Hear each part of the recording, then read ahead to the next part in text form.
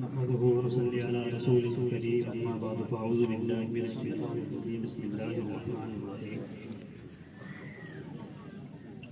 إن الله وملائكته يصلون على النبي يا أيها الذين آمنوا صلوا عليه وسلموا تسليما صدق الله العظيم اللهم صل على سيدنا مولانا محمد وعلى آل سيدنا مولانا محمد وبارك وسلم عليه اللہ تبارک و تعالیٰ آپ سب کا یہاں آنا بیٹھنا اور سننا قبول منظور فرمائے۔ ماشاءاللہ آپ سارے حضرات بڑے شوق سے آئے ہیں، محبت سے آئے ہیں۔ اللہ سے دعا ہے کہ اللہ تعالیٰ یہ محبتیں ہمیشہ قائم و دائم رہیں۔ میں نے آپ حضرات کے سامنے صرف ایک حدیث مبارکہ عرض کرنی ہے، مختصر سی حدیث ہے۔ یہ ساری باتیں جو ہم سنتے سناتے ہیں اس کا مطلب یہ نہیں کہ یہاں سن لی یہاں بھلا لی۔ وہ کسی نے پوچھا نا کہ بھائی یہ دو کان کیوں ہیں، اس نے کہا دو کان اس لیے ایک سے سننا دوسرے سے نکال دیا۔ حالانکہ یہ نہیں ہے، دو کان اس لیے دونوں سے سننا ہے، اس کو سمجھنا ہے، پھر اس پر عمل کرنا ہے۔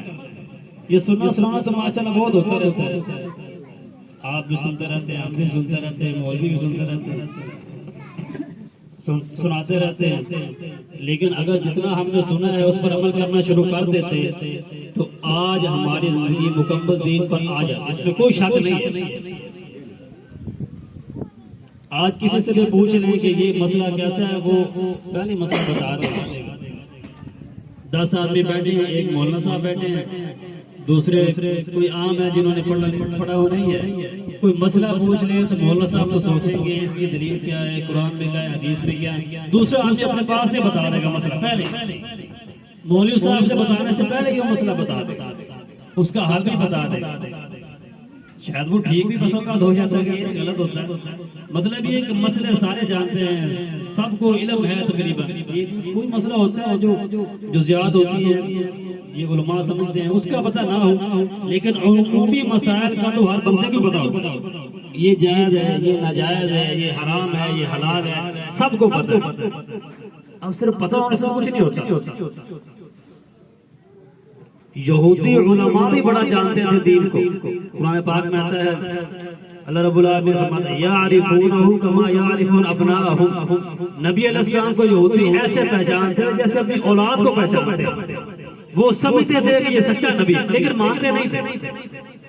ہمارا بھی مسئلہ یہی ہے، یہ نہیں کہ یہودی کے ساتھ یہ بات نہیں ہے، ہمارا بھی مسئلہ یہی ہے کہ ہم بھی سمجھتے ہیں یہ ٹھیک ہے، یہ غلط ہے، یہ جائز ہے، ناجائز ہے، بس کام کرو۔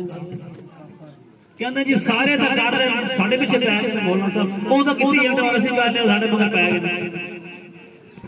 نہیں۔ جو غلط کرے گا اس کی سزا اس کو ہوگی، جو صحیح کرے گا اس کا اجر ملے گا۔ تو پہلی بات یہ عرض کر رہی ہے، ماشاءاللہ درود و سلام کا بہت بڑا اجر ہوتا ہے، اس میں کوئی شک نہیں ہے۔ حدیث مبارکہ پہلے بھی پڑھی گئی، جس نے ایک بار درود شریف پڑھا محبت کے ساتھ، عقیدت کے ساتھ، اللہ تبارک و تعالیٰ اس پر 10 رحمتیں نازل فرماتے ہیں، 10 گناہ معاف فرماتے ہیں، 10 درجے بلند فرماتے ہیں۔ لیکن مسئلہ یہ ہے کہ وہ درود ثابت بھی ہو، یہ نہیں کہ اپنے پاس درود بنا کے درود پڑھنا شروع کر دو، ایسے نہیں ہوتا۔ وہ درود کسی حدیث میں ذکر ہو کہ یہ درود ہے، یہ نہیں کہ ہر بات اپنا درود نکال دیں، میرا اپنا درود، اس کا اپنا، اس کا اپنا، اس کا اپنا، تو 500-600 درود ہو جائے تو یہ کہاں سے آگے درود؟ جو درود ثابت ہے، جو درود نماز میں پڑھا جاتا ہے، اور بھی درود ہے حدیث میں ثابت، اتنے زیادہ ثابت ہیں کہ ہماری سوچ بھی شاید اتنی نہ ہو، لیکن اس کو نہیں پڑھنا، اس کو تو پڑھنا ہی نہیں ہے، پتہ نہیں اس کی وجہ کیا ہے، یہ بالکل بھی سمجھ نہیں آ رہی۔ اس لیے ہمیں چاہیے کہ جو درود ثابت ہے، جو نبی علیہ السلام نے پڑھا، صحابہ نے پڑھا، اس کو سمجھا، نماز میں پڑھا صحابہ کرام نے، اس کو پڑھنا چاہیے۔ یہ نہیں کہ ضد میں آگے اپنے پاس درود پڑھو، دوسرے سے کیسے پڑھو گے، اب یہ پڑھو، ایسی بات نہیں ہے۔ اب اس کا مطلب یہ نہیں کوئی خلافی بات کر رہا ہے، نہیں، یہ بات نہیں ہے۔ اللہ تبارک و تعالیٰ میں سمجھنے کی توفیق عطا فرمائے۔ اس لیے جو ثابت شدہ مسائل ہیں دین میں، قرآن سے، حدیث سے، فقہا سے، وہ اس پر عمل کرنا چاہیے۔ جو ثابت نہیں ہے اس کو نہیں چھیڑنا ہے، اس پر نہیں عمل کرنا، اس سے بچنا چاہیے، اس کا ثواب نہیں ہے۔ ثواب اسی کیا جو قرآن و حدیث سے ثابت ہے۔ تو میں نے آپ حضرات کے سامنے ایک حدیث مبارک عرض کر لی ہے۔ رمضان مبارک کا مہینہ گزرا ہے، بڑا بابرکت مہینہ ہمارے پاس سے چلا گیا. اللہ تبارک و تعالیٰ سے دعا ہے کہ ہمارے زندگی میں اللہ تبارک و تعالیٰ بار بار یہ بھائیاں نصیب فرمائے. ایک حدیث مبارکہ ہے، نبی علیہ السلام نے فرمایا اللہ تبارک و تعالیٰ ہر رمضان کی افطاری کے وقت 10 لاکھ آدمی کی بخشش فرماتا ہے ہر رمضان. اور فرمایا کہ جب آخری رات ہوتی ہے، جتنے پورے رمضان میں بخشش ہوئی تھی اتنی آخری رات میں بخشش ہوتی ہے. اب یہ بہت زیادہ بخشش ہوتی ہے. ایسے شب قدر ہے، شب برات ہے، اس میں اللہ تبارک و تعالیٰ بخشش فرماتے ہیں. لیکن نبی علیہ السلام نے فرمایا 4 لوگ ایسے ہیں جن کی بخشش نہیں ہوتی. اس شب قدر میں بھی، شب برات میں، رمضان مبارک میں، بابرکت راتوں میں، دنوں میں، فرمایا 4 لوگوں کی بخشش نہیں ہوتی. نبی علیہ السلام نے فرمایا پہلا وہ بندہ ہے جو شراب کا عادی، شراب پیتا ہے، نشہ کرتا ہے، لیکن شراب کو چھوڑنے کے لیے تیار نہیں، عادی ہے شراب کا. فرمایا کہ بابرکت رات میں، شب قدر میں، رمضان مبارک میں اس کی بخشش نہیں ہوتی. اور فرمایا دوسرا وہ بندہ ہے جو والدین کی نافرمانی کرنے والا، والدین کی فرمایا نافرمانی کرنے والا، والدین کی بات نہ ماننے والا، جو درست بات کو کرے، دین پر عمل کرنے والی بات کرے، صحیح بات کرے، اس کو نہ ماننے والا. فرمایا کہ اس کی بھی رمضان مبارک میں، اس بابرکت رات میں، شب قدر میں، شب برات میں بخشش نہیں ہوتی. والدین سے مراد ماں اور باپ دونوں. فرمایا ان کی بات نہ ماننے والا، اس پر عمل نہ کرنے والا، شب برات جیسی بابرکت رات، رمضان مبارک جیسا بابرکت مہینہ، اور افطاری کے وقت جو دعا قبول ہوتی ہے، فرمایا کہ وہ برکت وقت توبہ کر رہا ہے، استغفار کر رہا ہے، اللہ سے بخشش مانگ رہا ہے، لیکن ہے والدین کا نافرمان، اللہ تبارک و تعالیٰ اس کی توبہ بخشش نہیں فرماتا. تیسرا فرمایا وہ بندہ ہے اپنے دل میں کینہ رکھنے والا، بغض رکھنے والا. کسی کے بارے میں، کسی مسلمان کے بارے میں، رشتہ دار کے بارے میں، دوست کے بارے میں اپنے دل میں فرمایا کینہ رکھنے والا، بغض رکھنے والا، اس کی بھی بخشش نہیں ہوتی. لیکن ہمارا معاملہ ہی بڑا عجیب ہے. ہمارے اختلافات یہاں تک چلے جاتے ہیں، میں مار جاؤں، میرا منہ تو نہ آج بابا میرے نام میرے سامنے نام جڑا کچھ ہوتا ہو گیا ادھر بہتر پاس تیار نہیں ہے. جی معاملہ اللہ کے سامنے جانا ہے، اللہ کو جواب دینا ہے، اپنے حساب کتاب دینا ہے، لیکن موت تک ہم پہنچ جاتے ہیں. اس لیے معزز دوستوں اور بھائیوں، اگر کسی کے بارے میں، مسلمان کے بارے میں کوئی دل میں اگر کوئی بات ہے تو اس کو بتا دے کہ بھائی آپ کے بارے میں میرے دل میں یہ خیالات ہیں، یہ ٹھیک ہے یا غلط ہے، آپ کی یہ رائے ہے یا نہیں رائے ہے. اپنے معاملات کو ختم کرے. دنیا میں بھی آخرت کا معاملہ بڑا سخت،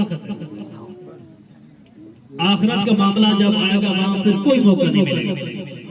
لیکن دل میں بغض رکھنے والا، فرمایا کہ شب قدر میں بھی بخشش نہیں ہوتی، رمضان مبارک میں بھی بخشش نہیں ہوتی.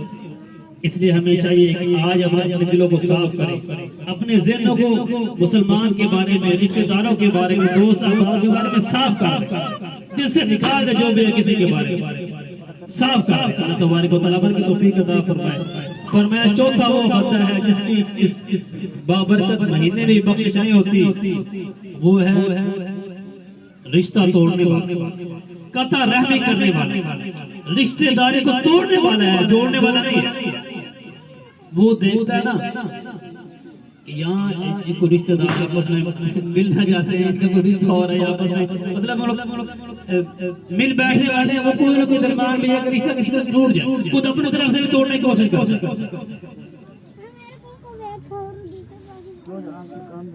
فرمایا ایسا بندہ جو قطع رحمی کرنے والا ہے، رشتوں کو توڑنے والا ہے، رشتوں میں دراڑ ڈالنے والا ہے، ایسے بندے کی فرمایا بابرکت مہینے میں بھی، بابرکت رات میں، شب قدر میں بخشش نہیں ہوتی.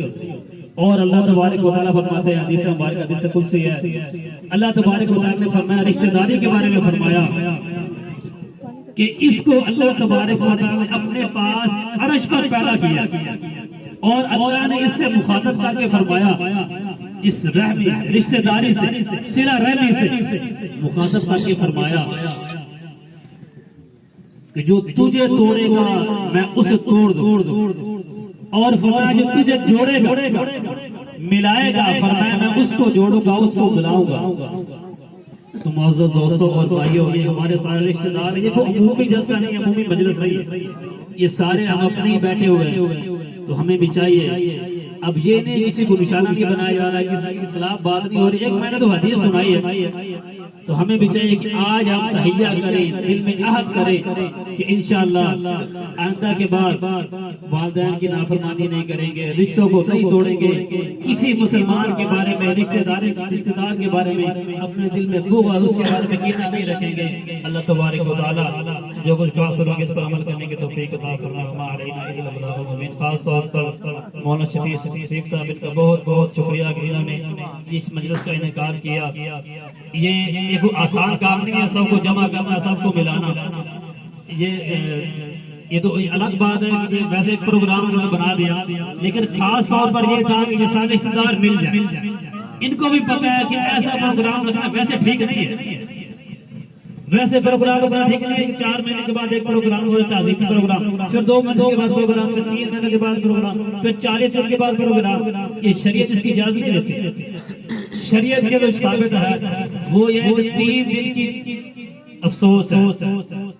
فرمایا کہ فقہا بھی فرماتے ہیں 3 دن کے بعد، فرمایا کہ یہ جو لگائی ہوتی ہے اس کو اٹھا دو، ختم کر دو، یہ افسوس ہے، غم کو تازہ کرتا ہو، اس کو اتنا ثواب نہیں ہے۔